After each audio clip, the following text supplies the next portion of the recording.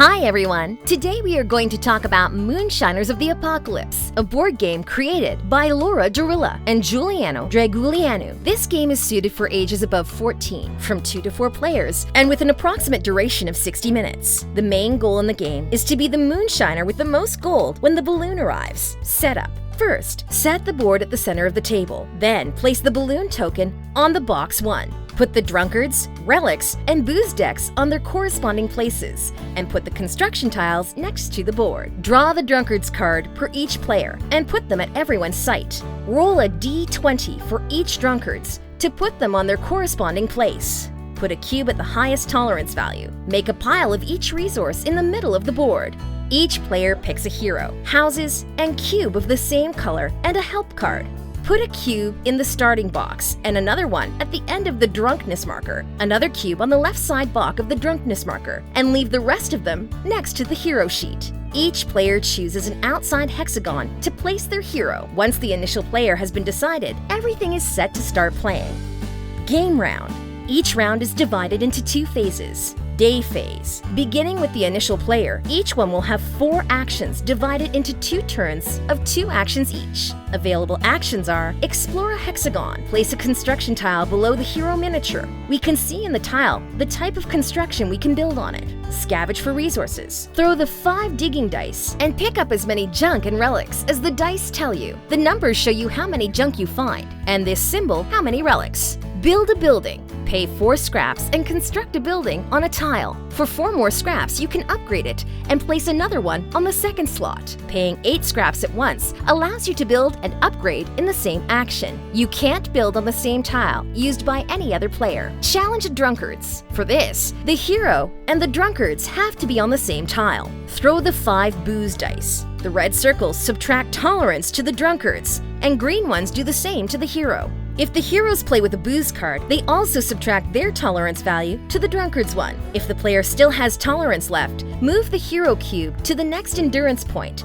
and throw the dice again. When the drunkard's reaches 0, passes out.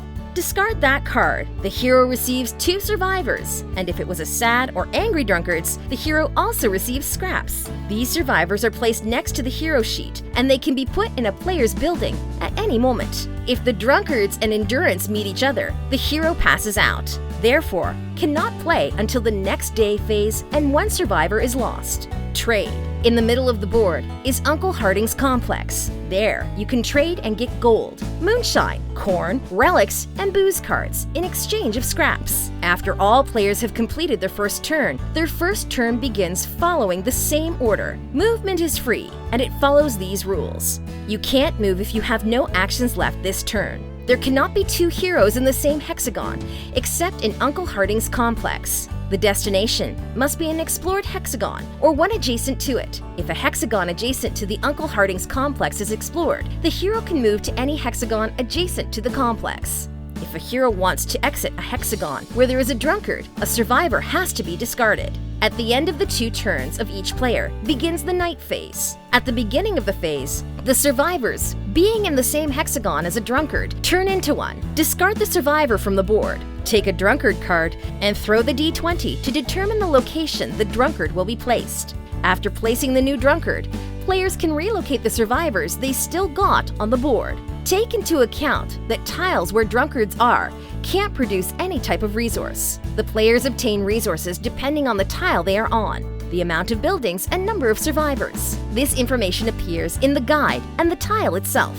The player may decide in which order to produce, so the obtained resources from one tile could be used in another one to increase the final resources. At the end of the production, the player can relocate the survivors. After the production, drunkard move. Throw the movement dice, and depending on the drunkard type and color, move everyone of the same type in the same direction. They cannot enter a hexagon where there is a survivor or a hero. If the drunkard leaves the map, it will enter by the other end. There cannot be 2 drunkards in the same hexagon. If this happens, throw again the movement dice. At the end of the movement, new drunkard will appear depending on the round number. After this, move the balloon token 1 tile. When the 7th night phase has finished, the game ends. Exchange every resource for junk, and exchange this for gold in the following way: 1 moonshine for 4 scraps, 1 corn for 2 scraps, Relics, 2 scraps for each value point. 8 scraps equals to 1 gold. For each 4 survivors on the hero sheet, 1 gold. The one with more gold at the end of the game is the winner. In the case of a tie, the winner is the one with more resources left. If the tie persists, the winner is the one with more buildings constructed. And if it is still persisted, the winner is one with more survivors. That's everything for today. Remember that you can find the link to the campaign in the description. See you!